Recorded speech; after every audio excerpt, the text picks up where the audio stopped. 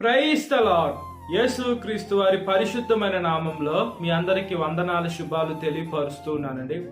విలాప వాక్యములు 3వ అధ్యాయం 23వ వచనం. అనుదినము నూతనముగా ఆయనకు వాత్సల్యత పుట్టుచున్నది, నీవు ఎంతైనా నమ్మదగిన వాడవు అని దేవుని వాక్యం సెలవిస్తుందండి. దేవుడికి ప్రతిరోజు మన మీద ప్రేమ అనేది పెరుగుతుంది. దేవుడికి వాత్సల్యం అనేది పెరుగుతుంది. పైన దేవుడు ఎంతైనా నమ్మదగిన దేవుడు అని దేవుని వాక్యం సెలవిస్తుందండి. ఈ లోకంలో చూసుకున్నప్పుడు ఒక తల్లి తమ బిడ్డకి ప్రతిరోజు ఆ బిడ్డకి పాలిస్తుంది. అదేవిధంగా ఆ బిడ్డని స్నానం చేపించి అన్ని రకాలుగా తల్లి నడిపిస్తుందండి ఈ లోకంలో శారీరకంగా. దేవుడు మనకు ఆత్మీయంగా ప్రతి ఒక్క పాపాలు కడిగి వేసి మనల్ని పరిశుద్ధపరిచి ఆయన ఉండేటువంటి పరలోక రాజ్యానికి తీసుకొని వెళ్ళాలని యేసయ్య ఆశ అంత గొప్పగా అంత పరిశుద్ధంగా ఉందండి. మనల్ని పరిశుద్ధపరచాలని మాత్రమే యేసుక్రీస్తు వారు ఆశపడుతున్నారు. నేను పరిశుద్ధంగా ఉన్నాను, నా బిడ్డ కూడా నాలాగా ఉండాలి. నేను పరలోకంలో ఉన్నాను, నా బిడ్డ కూడా నేను ఉండేటువంటి పరలోకానికి రావాలి, నాతో ఉండాలని ఈ లోకంలో తల్లిదండ్రులు ఎలా అనుకుంటారో, మనం ఉండేటువంటి ప్రదేశంలో మన బిడ్డలు ఉండాలి మనం ఎలా అనుకుంటామో, దేవుడు కూడా ఆయన ఉండేటువంటి రాజ్యంలో మనం ఉండాలని దేవుడు అనుకుంటున్నాడండి. కాబట్టి దేవుడికి ప్రతిరోజు ఆయనకి వాత్సల్యత పుట్టుతూ ఉందంట. ఈ లోకంలో మనం చూసుకున్నప్పుడు ఈ లోకపు ప్రేమలే గొప్పగానే ఉంటాయి. తల్లి బిడ్డల ప్రేమ లేక తండ్రి బిడ్డల ప్రేమ గొప్పగానే ఉంటుంది. వీటి కాడికి శ్రేష్టమైన ప్రేమ దేవుని ప్రేమ ఇంకా ఎంత గొప్పగా ఉంటుందండి. దేవుణ్ణి ఎంతైనా నమ్ముకున్న దగ్గర సహాయకుడు అంటే యేసుక్రీస్తు వారు. అంటే ఈ లోకంలో మనం మనుషుల్ని సహాయం అడుగుతాం. మనము సహాయం అడిగితే ఆ మనుషులు ఎంతవరకు సహాయం చేస్తారంటే కొంతవరకు మాత్రమే చేసి చేతులెత్తి వెళ్ళిపోతారండి మనుషులు. అయితే దేవుడు అలా కాదండి. దేవుడు ఎంతైనా దేవుణ్ణి నమ్ముకోవచ్చు. మన ఫోకస్ దేవుని పైన ఉండాలి, మన మాట తీరు దేవుని పైన ఉండాలి, మన జీవితం దేవుని పైన ఉండాలి. మన ఆలోచన అంతా దేవుడి పైన ఫోకస్ ఎప్పుడైతే చేస్తామో దేవుడు మనకి సహాయం చేస్తారు. అయితే కొన్నిసార్లు మనకి ఆలస్యం అవుతుంది. మనం ఏదైనా ప్రార్థన చేసినప్పుడు లేదా మనం ఏమన్నా కావాలని దేవుడిని అడిగినప్పుడు కొన్నిసార్లు ఆలస్యం అవుతుంది. ఏది జరిగినా మన మంచికే, మన మేలుకేనండి. మన చేతికి మనం అడిగేది వస్తే అది మనకి కీడు జరుగుద్ది అంటే దేవుడు ఆపేస్తాడు, లేదా మనల్ని పరిశోధించి అది మనకి మంచిదైతే ఇస్తాడు. కాబట్టి మనము దేవుని బిడ్డలం కాబట్టి మనము అనుకోవాల్సింది, మనము జ్ఞాపకం చేసుకోవాల్సింది, మనం ప్రార్థన చేయాల్సింది ఏంటంటే, అయ్యా మీ చిత్తాన్ని నా జీవితంలో నెరవేర్చండి అయ్యా. మీ చిత్తం మా జీవితంలో నెరవేరితే అది మాకు ఆరోగ్యం కావచ్చు, ఆశీర్వాదకరంగా దీవెనకరంగా మారుతుంది. కాబట్టి మీ చిత్తము మాకు అవసరము అని మనం దేవుడికి మనము మొట్టమొదటి స్థానం మన జీవితంలో ఇస్తాము.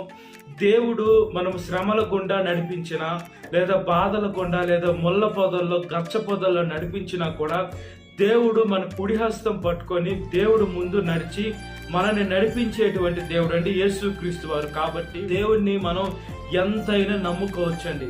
బైబిల్ గ్రంథంలో చూసుకున్నప్పుడు దేవుడు అనేక గొప్ప కార్యాలు చేశారు.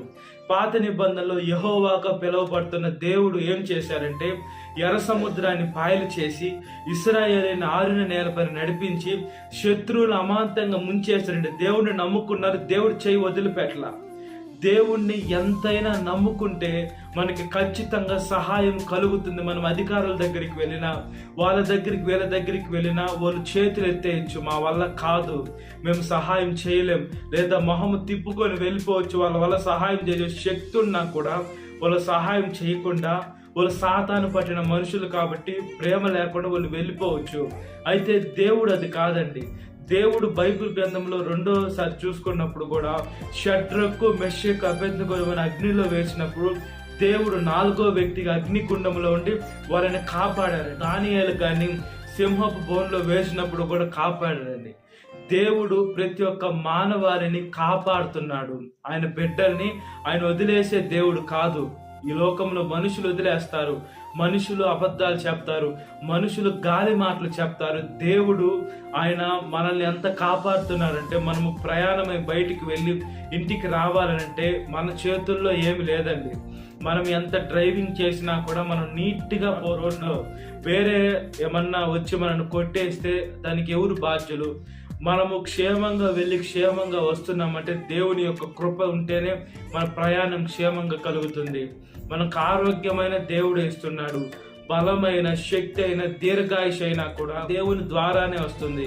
ఈ లోకంలో మనము కుడి ఎడమలకు తిరిగితే మనం బాధపడాలి, దుఃఖపడాలి, శ్రమలు పడాలి, కష్టం పడాలి, ఇబ్బందులకు లోనవ్వాలి. కాబట్టి మన ఫోకస్, మన మాట తీరంతా దేవుని వలె మనం మార్చుకుంటే దేవుడు ఎంతైనా నమ్మదగిన దేవుడు. దేవుడికి మన మీద ప్రేమ పెరుగుతుంది. కాబట్టి మనము దేవుడి ప్రేమను అనుసుగా తీసుకొని మనం తప్పులు చేయకుండా మన పాపాలు ఒప్పుకొని విడిచిపెడితే, మనం పరిశుద్ధంగా జీవిస్తే దేవుడు మనకు ముందుండి నడిపించేటువంటి దేవుడు మనకున్నాడు. కాబట్టి దేవుని బిడ్డలుగా మనం నమ్మకంగా ఈ లోకంలో బ్రతుకున్నట్లుగా ప్రార్థన.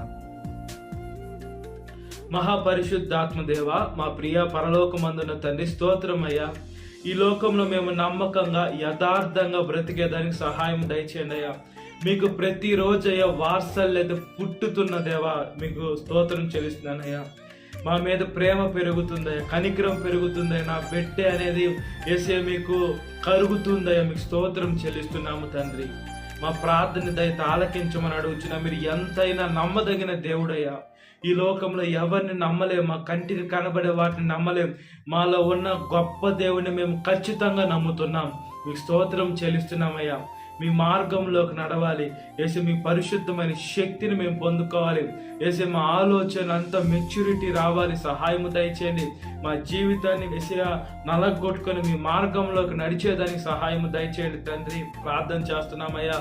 గొప్ప దేవుడా, పరిశుద్ధమైన దేవుడా, సత్య దేవుడా, నిత్య దేవుడా, ఆలోచనకర్త, సమాధానానికి అధిపతి, స్తోత్రం అయ్యా. ఈరోజు వివాహ దినము జరుపుకునేటువంటి వారిని కాపాడమని అడుగుచున్నానయ్యా.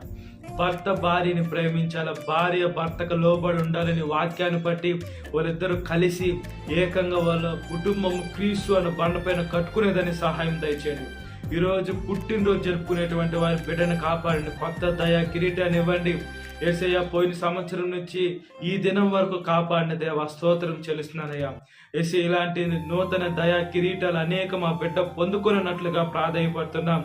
సహాయం దయచేయండి యేసే. ముఖ్యంగానయ్యా ఈ లోకంలో వర్ధిల్లినా కూడా ముఖ్యం మీ దయందును వర్ధిల్లేదానికి సహాయం దయచేయండి. ఏ వయసు వారైనా జ్ఞాపకం చేసుకోమని అడుగుచున్నాము తండ్రి.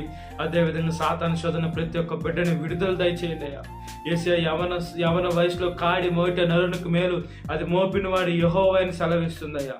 సాతాను మీ పరిశుద్ధమైన మార్గంలో బిడ్డలు నడుస్తుంటే ఏసే వాళ్ళ అటు ఇటు ఏసే మార్గం తప్పి వాళ్ళ నాశనం చేయాలని చూస్తున్న సాతాను పైన ప్రతి ఒక్క బిడ్డ జయము పొందుకొని మీ మార్గంలోకి నడిచే శక్తిని దయచేయమని, ఈ వాక్యం వింటున్న ప్రతి ఒక్క బిడ్డని పేరు పిలుస్తూ జ్ఞాపకం చేసుకోమని, ఈ దినకాలపు దీవితో నింపమని యేసుక్రీస్తు వారి పరిశుద్ధమైన నామంలో మిక్కిలి వినం తడుచున్నాను మా పరలోకమందున్న తండ్రి. ఆమేన్.